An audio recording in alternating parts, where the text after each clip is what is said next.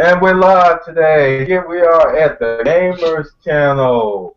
And so we have a good lineup for you all today. We're going to be talking about some different things because this is the Gamers Channel, made for the gamers, by the gamers, for the gamers United States, for the United Nations, all over the world, and in outer space.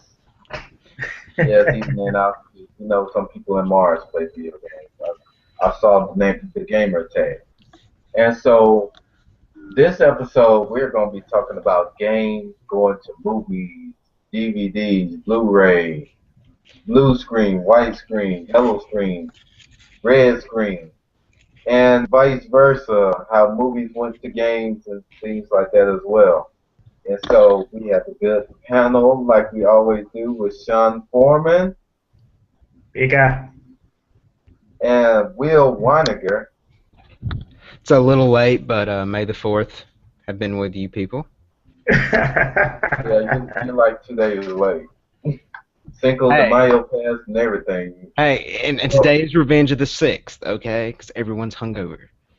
Oh, nice. Understood. And, Understood. and so with those, we're going to go into the different games that actually went into DVD or vice versa. So I'm going to see who would like to start it off today. I'll go. I guess I'll go ahead and start off this time.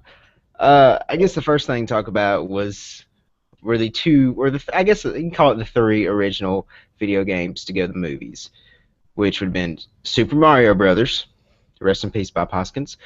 Then you have Street Fighter, and of course you have Mortal Kombat. Me and Sean were actually talking about this a little bit before the hangout, the Street Fighter versus Mortal Kombat, which we'll get to later. But right now, let's focus on Super Mario Brothers. So you have Bob Hoskins, John Leguizamo, and Dennis Hopper. This movie did not translate that well. I mean, they tried to make this story about, like, okay, these two Brooklyn plumbers. They're going to meet this girl. She's going to turn to be a princess from another dimension where dinosaurs evolved into, humanoids. And it's kind of a weird thing, but we're just going to kind of go with it. And that's pretty much what they did. And there were some cool stuff, like cool references. Like they had the leg things, the power things that let them jump really high, which was kind of cool. They had the bombs. They had, they had the Goombas, which were the humanoids that have been de-evolved into being like these weird like little dinosaur things again, which they looked really creepy, by the way. Like that kind of traumatized me as a child seeing the Goombas. I was about to say that myself. Yeah, like and Toad was one of them. And what Toad did, and he played a harmonica. Like I didn't really get that. And Yoshi was an actual dinosaur, which was cool, except for the fact he was a raptor. And he didn't look like he could be ridden at all, which was kind of a bummer. There was no sign of Donkey Kong whatsoever. That was a little disappointing.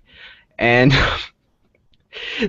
I'm really not sure what to say about this movie. I mean, it was terrible, but at the same time, part of me wants to really love this movie, just because it's not only the combination of nostalgia, but it's like it was one of the first video game adaptations of a movie. I mean, first movie adaptations of a video game, which I grew up loving. Like, first video game I ever played, obviously. It's something I love, so, seeing it, in the big screen, seeing it on VHS like I did back in the day, it was cool, but at the same time, it's just like, this movie's so terrible. Why did they make it? Now, and before we get into me and Sean get into our discussion about the Street Fighter versus, Mortal Kombat, let's just kind of talk about those for a minute. Like, let's avoid talking about Mortal Kombat Annihilation first off. Like, let's completely pretend that Abomination did not exist. Like, that movie was so terrible they couldn't even get like the same actors for like Raiden to come back. But I actually thought the Mortal Kombat was a decent adaptation for what it's worth. I mean, it had good fighting. The dialogue was, while it was campy, it did take itself serious enough to an extent to make it about, the fate of, two worlds and all. You had the revenge story with Liu Kang. it was a decent movie overall. It really was. As terms of video game adaptation, I don't really remember much of the story from the early Mortal Kombat games to begin with, anyway. Especially, which I don't even know if they count anymore, considering the revamp of the series with this last Mortal Kombat. Uh, that being said, though, I actually really enjoyed it. The Street Fighter movie, well, it really did not test to me that well, especially with Jean-Claude Van Damme playing Guile. I really didn't just. Can you not just like do that, man? That's all I really have to say. I guess I'll give this to Sean now. I'm sorry, I'm done. I just think about the hair and the fake tattoo, and I'm done. I'm done. He couldn't do it. He couldn't do it. He tapped out. Oh man. Who would you want it as, Gal? Did you? You gotta think about your choices. They probably would have. Your choices would have been Jean-Claude Van Damme and Steven Seagal. And like, Okay, fair enough. It was the early '90s. Fair enough. But if they were to make that movie today, there would be so much better choices. Let's put it that way. Like, looking at movies today and comparing it back then, yes, today we would have so much better choices for that. Like, Jason Statham as Guile, I would accept that. I would. Really? But can he do a flash kick? Yeah. That's a good question, actually. I never quite thought of it like that. Yeah, I was very impressed when I actually saw the flash kick. He can actually do it. Like, all right, props to that. But I was very disappointed that I didn't see a Sonic Boom. Fair enough. What can you do? And the Hadouken was just a flash of light. But anyway, yeah. All right, so getting back to the original three movies, I think that these original three movies that we considered the original three while we were growing up, I believe these movies are so memorable not only because of what they were derived from, but because despite the fact that some of these movies were like so campy and so unbelievably awful, we remember them for some reason. I believe that the reason is that there are certain things about them that make them memorable, and I think that is the characters. For example, when it comes to Bob Hoskins playing his performance with Mario was awesome. It was definitely not expected. I did not expect to have this Brooklyn plumber be the reluctant hero. Going from just trying to follow his brother who is love struck. Whose only motivation is to go into the Mushroom Kingdom just to follow a chick, stuff like that. So it was a pretty interesting story about the relationship between three individuals, and you have a very memorable villain in Dennis Hopper playing as King Koopa. So all of that was memorable in that movie. When it comes to Street Fighter, the reason why that was so memorable is because the relationship of the characters. I mean, there would be no way in heck that I would ever imagine Chun-Li working with Balrog and E Honda as as a news team. And even though it does not make sense in the actual world of Street Fighter, they actually try to build characters that work with each other. And it somewhat works, even though the whole freaking movie was pretty campy and stuff like that. And they have Mortal Kombat. Now, the reason why I believe that that all other Mortal Kombat movies and probably the TV series as well were pretty much a letdown was because of the fact that the actors portraying the characters in the first movie, they they were awesome. They were awesome characters, and they worked off of each other. I mean, you got Johnny Cage playing as the hard ass. You have Sonya Blade, just being just going after Kano and just trying to ignore Johnny Cage. Bad mouthing him whenever he tries to do his thing, trying to pick her up and stuff. You have Liu Kang trying to go after his brother. yeah, trying to be the whole stoic person, but he has to fight his inner demons. And you got Raiden being the sort of lighthearted herald, that kind of thing. I mean, it all works. It all works. You can understand each character's archetype and how it's a certain spin about it in which you actually remember the characters and how they played as and how they played off each other. It works. And that's how I believe that those movies stood out in all of our minds back in the day, despite the fact that they came out at such an impressionable period in our lives. That is true. That is true. But to refer what we were talking about earlier, we were talking about the Street Fighter movie versus the Mortal Kombat movie and how it kind of played out. And he said, well, the Street Fighter movie didn't take itself so seriously. It was campy. It was kind of fun. The Mortal Kombat movie had its moments, which were just amazing, that made it campy and fun. There's a couple of moments that stand out just in particular. The first one is Johnny Cage, which is played by Lyndon Ashby, for those that don't remember.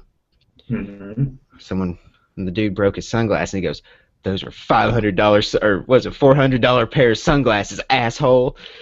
And then, of course, when he was fighting Goro, and he did Johnny Cage's signature where he does the splits, and boom, right between the legs. Mm-hmm. Those parts really. That was the person who broke his glasses with Goro. It was Goro? Okay, Yeah. it was Goro. Yeah, it's been a while since I've seen the movie, but yes, that was like just the perfect thing. Like, I'm sorry, but that beats Street Fighter's campiness. That, like, not taking stuff too seriously by any day necessary. Because the Mortal Kombat took itself seriously enough. Now, they've recently gone to a YouTube series, but let's save that for later. But yeah, that's what me and Sean were talking about before the hangout started, was the campiness. And I told him, hold on, let's save this. I want to bring these two lines, these two parts of the movie in particular up. But yeah, who's it to now? Is it Greg, I believe? Yeah, it's my turn, I guess. So we're talking about those three. Let's see, Super Mario Brothers. I tried to sit through it, but I just couldn't do it. I was saying, if they were gonna do it that way, they might as well just had did Wario. Why not do Wario instead of King Koopa? If you couldn't get the Dragon Man, do Wario. He's a human. I don't think Waluigi was around then, but probably doing Wario would have been a better choice for that movie.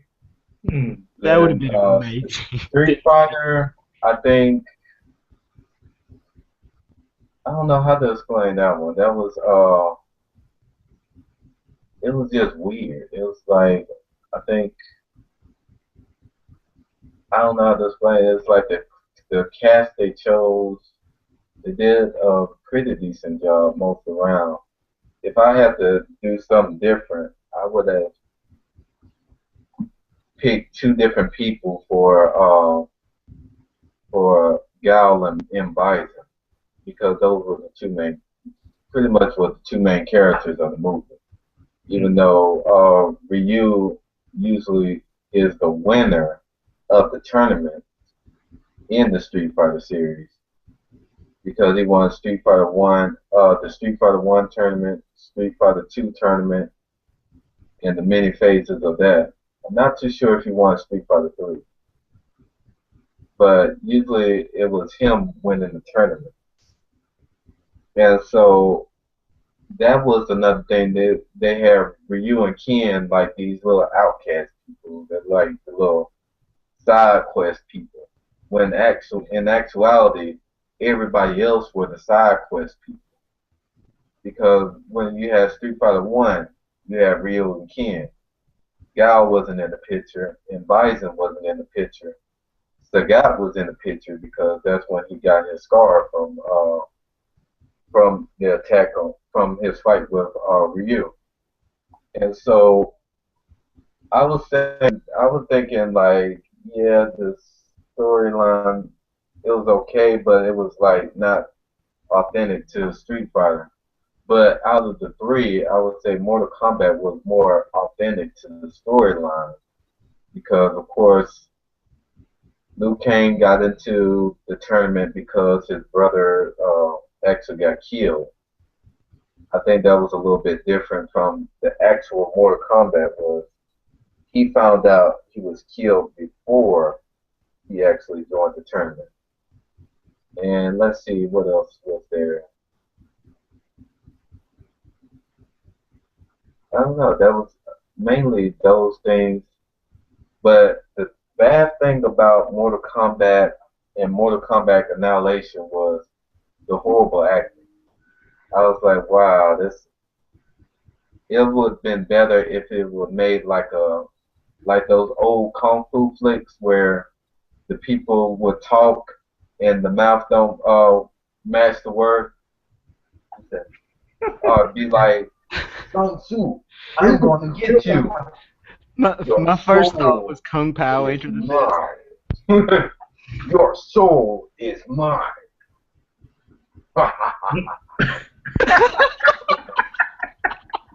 Yes. That was actually really good. That like the laugh was like perfect.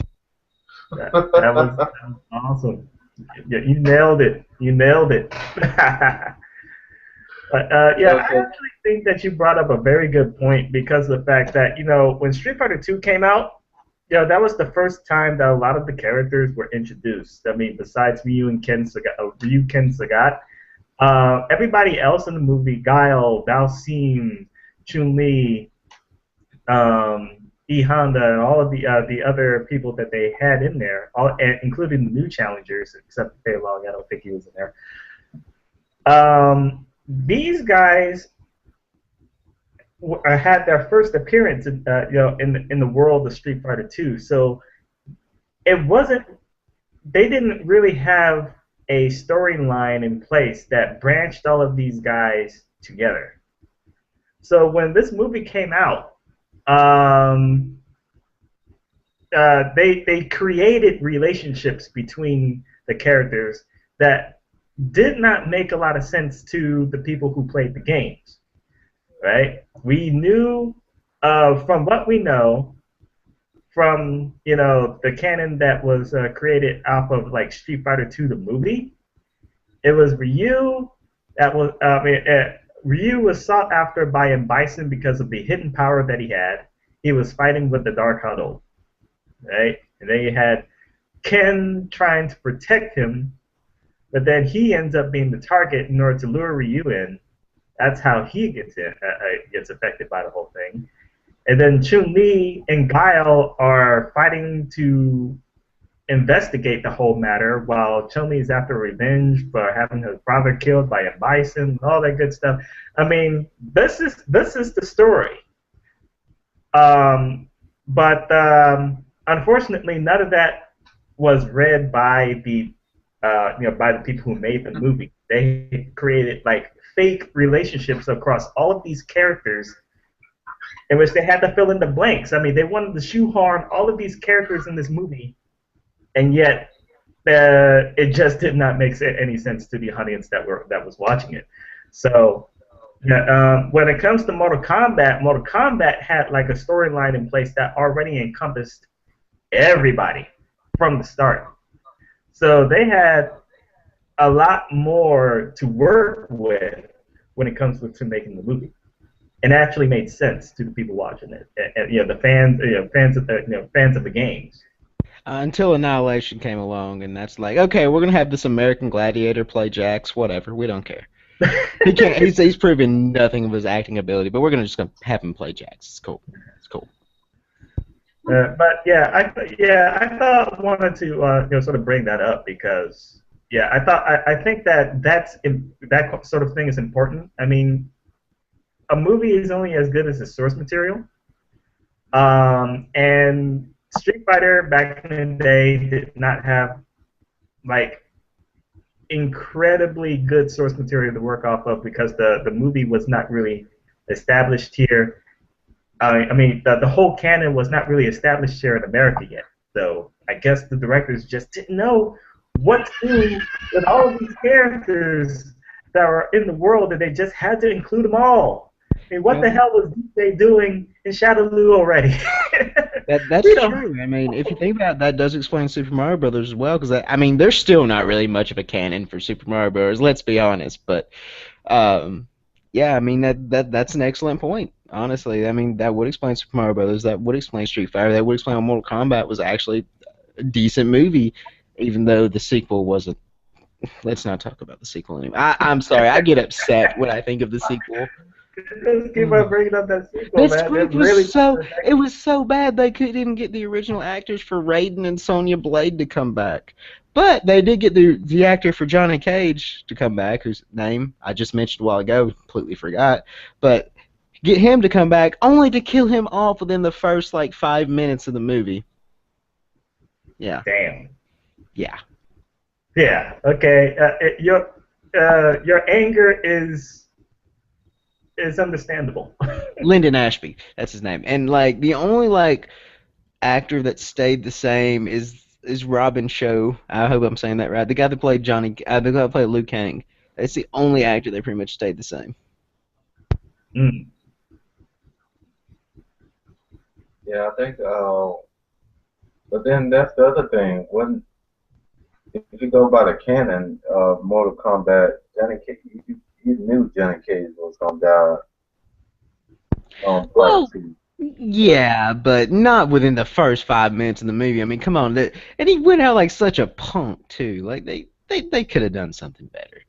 They should have done something better with that. Oh, and I take that back too. Liu Kang and whoever played Katana. She was also the same actor in both movies. I apologize for that. Talisa Soto. But actually, nothing about the first Mortal Kombat movie too. Like Scorpion and Sub-Zero, like their fights honestly were some of the best. Like they actually did their abilities pretty well there. Like it for the technology at the time. Yes, I agree. I mean, you gotta think it's like if he went out like a punk. I mean, there's a lot of characters that went out like a punk. For example, Cyclops went out like one. They probably could have did a better job on that one. Yeah, true. X-Men 3. That is true. I do concur with you on that one, sir. Anyway, where are we off to after this? Which movies now? Or I guess I had to say so in it. That's what I was trying to allude to is since I'm building a comic book, I look at the movies that go to video games like comic book series like Spider-Man, Superman, all those different series and things like that. That did pretty. Some of them did pretty good in the movie. Some of them just was like you should have just left it alone. Let's see. What's a good example of that is I would have to say Batman was good until it got to Val Kilmer. And it was like, dude, this Batman is a joke. And so it was like he was fighting the Riddler and what the other guy, Two-Face. And Two-Face was like much stronger than Batman. It's like, wow, this is. And I think what's his name? The next one, George Clooney. He did his best to try to revive it, but he didn't do too well as well. And then what was there? Was Kristen Bell next? No. It went Michael Keaton. Yeah, it went Michael Keaton, which those two movies were decent. Val Kilmer. Yeah, It was good. George Clooney, terrible, and then Christian Bale. So those were how those movies kind of transitioned. Yeah, that's what I'm saying. Like, Sean almost heard what I said. He knew what I was about to say. Like, he knew what word I was about to add in front of terrible, but I stopped myself because I'm trying to. Yeah. I remember Michael Keaton in Batman and Batman Returns, and you got Batman Forever, which was Val Kilmer. Then you had Batman and Robin, which was George Clooney. And then you had Batman Begins. I just quit after that because it was like I couldn't do it anymore. Wow, you definitely opened up a brand new can of worms when it comes to this subject because you're talking about comic books to movies that and we're supposed to run that back over to video games too. Yeah. Well, yes, we can, and I can do it right now if you'd like me to, sirs. Okay. Yeah, because I actually to make it funny was the reason I brought it up is because I do comedy, and one of the people that I do comedy with, he looks like the guy who played the Hulk. Really now? Yeah. Mark Ruffalo or Edward Norton? No, Lou Granger. Oh, okay. Yeah, he swelled up like him too. I don't think he's like swole like him though. You know who I'm talking about? Will, his name Patrick Cunningham. Yeah, dude, I love Patrick, man. Patrick's awesome, especially his Ice-T impression. Oh, that's so great. Yeah, it is. I was like, wow.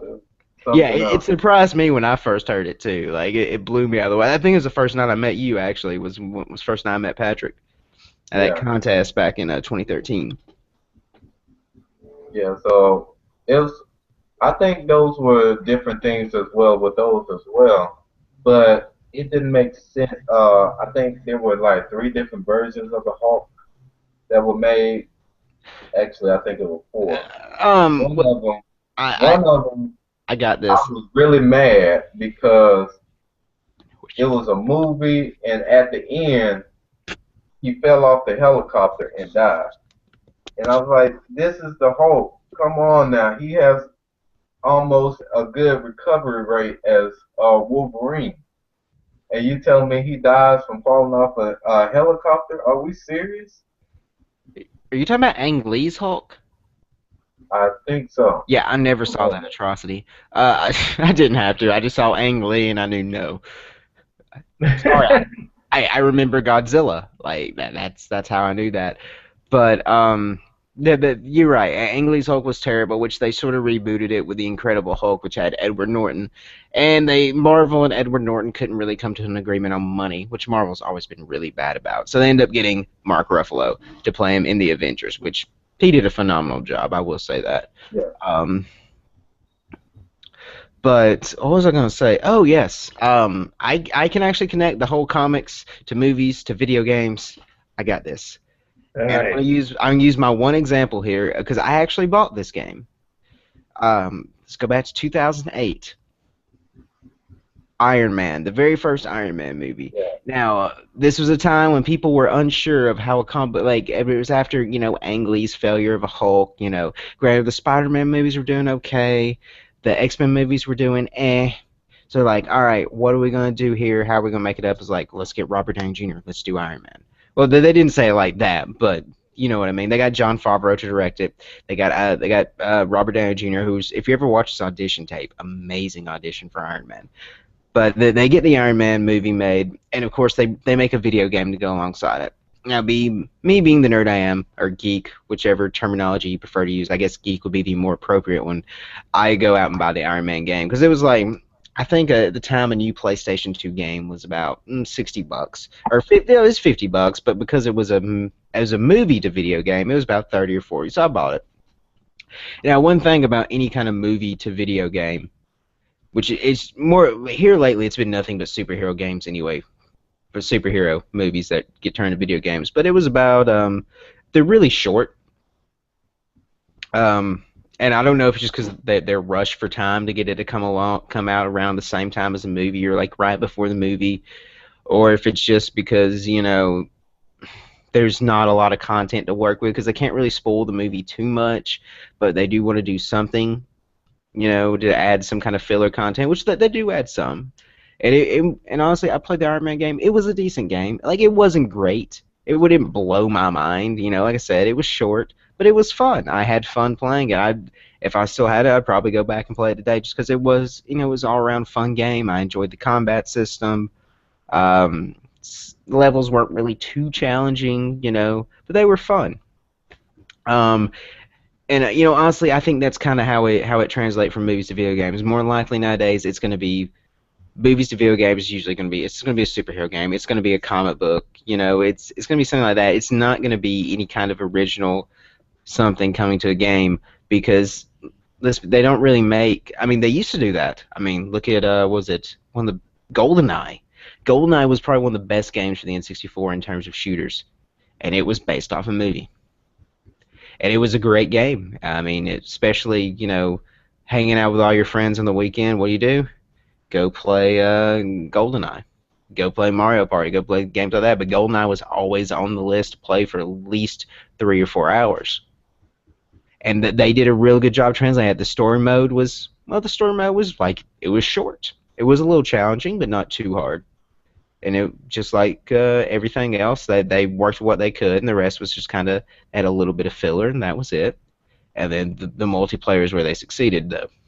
I'm trying to think of any other movies, the games they've had recently that really translated well like that. Honestly, I can't really think of any.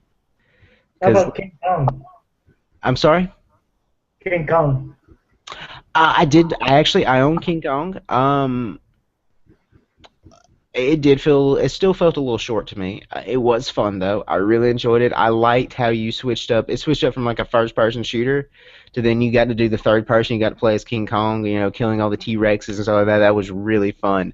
I actually remember the first time I played it, I actually played the demo at a GameStop on the Xbox 360.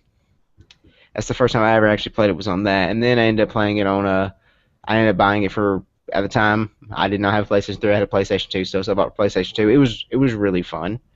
It was. I don't know if you heard that. My roommate just screamed, "You SOB!" I think he's raiding right now. But anyway, yes, King Kong was a really good adaptation. I'm pretty sure they actually even had Jack Black do the voice of his character in the game, if I remember correctly. So. I think yeah, so. It was one of those. It was one of those movies that had the people behind the game work early before the movie's release. Because when it comes to a movie, the video game adaptations, I'm not saying this right. Okay, when it comes to video games based on movies, I'm gonna say that. Basically, what happens is that the game has to be released when the movie is released in order to get that merchandising money. All right. So the developers behind the game do not have the luxury to push back a game's release just to fix any bugs that may be found.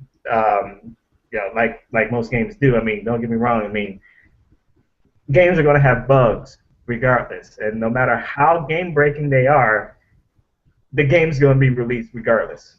All right. So that's why you'll have so many bad video game tie-in games. I mean, movie tie-ins.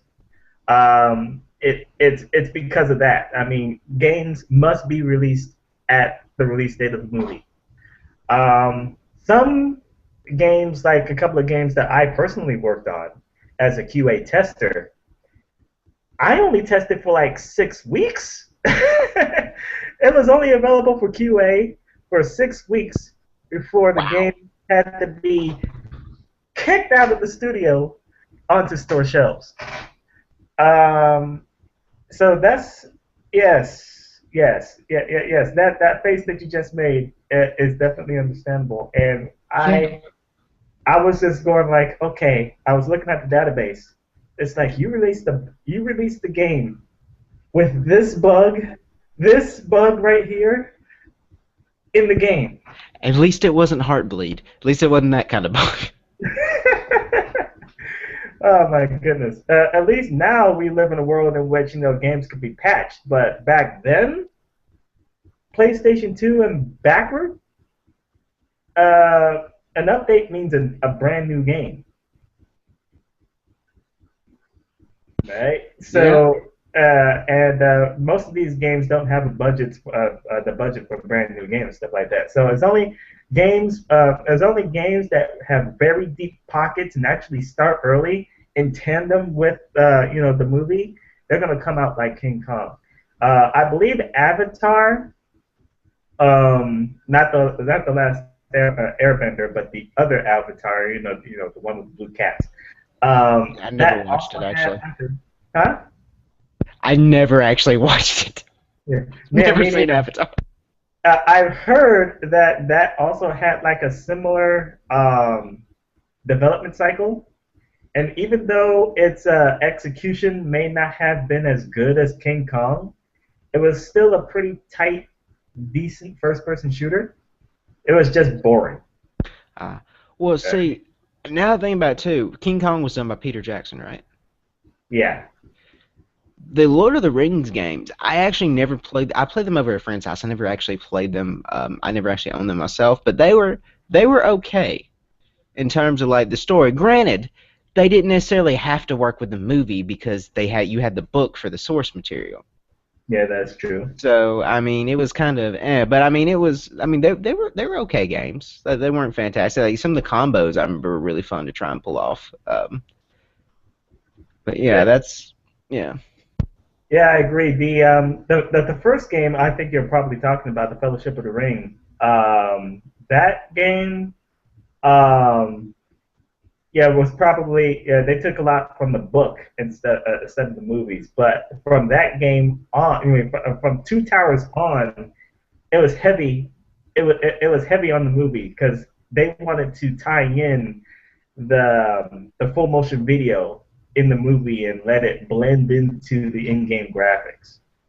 That was their selling point. That was the thing. I mean, you went and saw the movie, and then you played the game. It's like, oh, I remember that, and then you can say that you're actually playing the level that you just watched in the movie.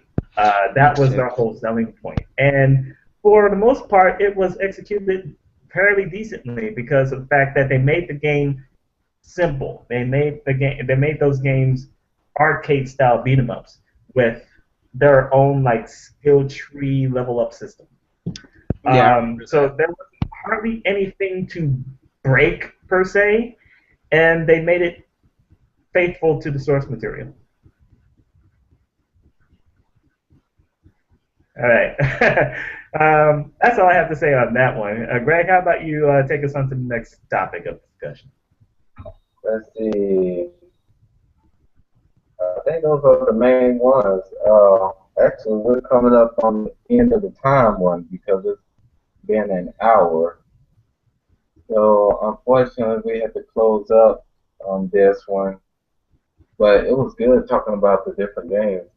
Oh, there could have been a little bit more. I wish we could have talked more on the comic book side. But with those, let's see. I guess which one of y'all would like to have final words? Well, I guess I can start off first by saying that even though we only touched the surface of this particular topic, it was pretty fun to talk about the kind of movies that started off early and sort of lead on to the games that came out like a couple of generations ago. But there are more movies that came out. I mean, that were based on video games that were released and had very, very questionable results. I mean, one of them being Dead or Alive.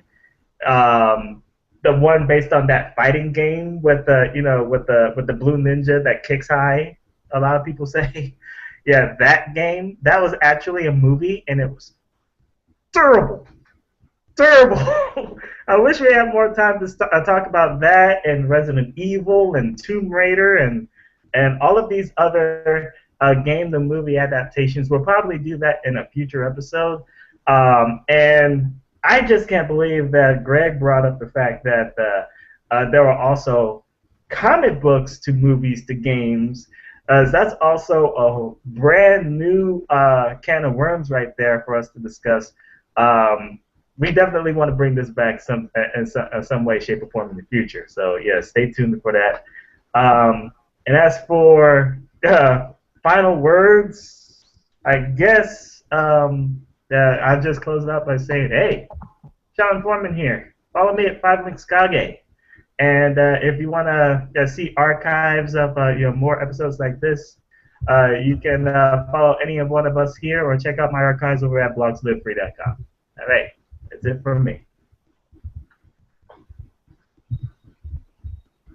So I guess that brings it to me here. First off, you can follow me on YouTube at youtube.com/XanthusComplex, or you can follow me on Twitter at WTF Weininger. That's WTF WININGER. Now, much like Sean said, we only hit the tip of the iceberg on this. There's still so much more to talk about. The Mortal Kombat web series that's been done on YouTube. They just did Legacy 2 back in, I think, September. All the fan movies. There's a Mega Man fan movie. There's a Sega. There's a Sonic fan movie. There's even, I've even seen a few Street Fighter Cross Tekken fan movies. There's so much stuff out there. Like I said, we barely begin to touch the tip of the iceberg. And much like Greg said, we've also we barely been able to touch the comic side of it too. I was able to touch a little bit with Iron Man because of my own personal experience with it, thankfully, which I still love the first Iron Man to this day. Video game and movie, because it was just it's what started this new Marvel it's what started this new Marvel Cinematic Universe. Anyway, just my shameless plugs and geeking out about all this stuff aside, I guess my final words would be words and thanks. Back to you, Greg. Yay. All right, good stuff. And I am Greg the Spokesman Stargell. You can find me on YouTube. You can find me on Twitter. You can find me on Facebook. You can find me on Foursquare. You can find me on Friendster. You can find me on pretty much all the social media media that is out there. But if you have a hard time finding me on those, you can always Google me. I'm usually on pages and things like that as well. And so we try to hold these every Tuesday so that people can get an opportunity to get your dosage of video games and nostalgia and all those different things like that. And we look forward to having comments from you all to see and to join us as we have these dialogues with each other and with you. And so definitely, if you have clicked on it by going on Google or on YouTube and just so happen to see this video on one of the panels on the right side and you clicked on it, make sure to check out the other episodes that we have done and leave comments, and you can even share with your friends. We give you permission to do that. And so with those are my final words, and I am Greg the Spokesman Stargell with Sean Foreman and Will Weininger, and we say peace in the Middle East. Till next time. Yeah.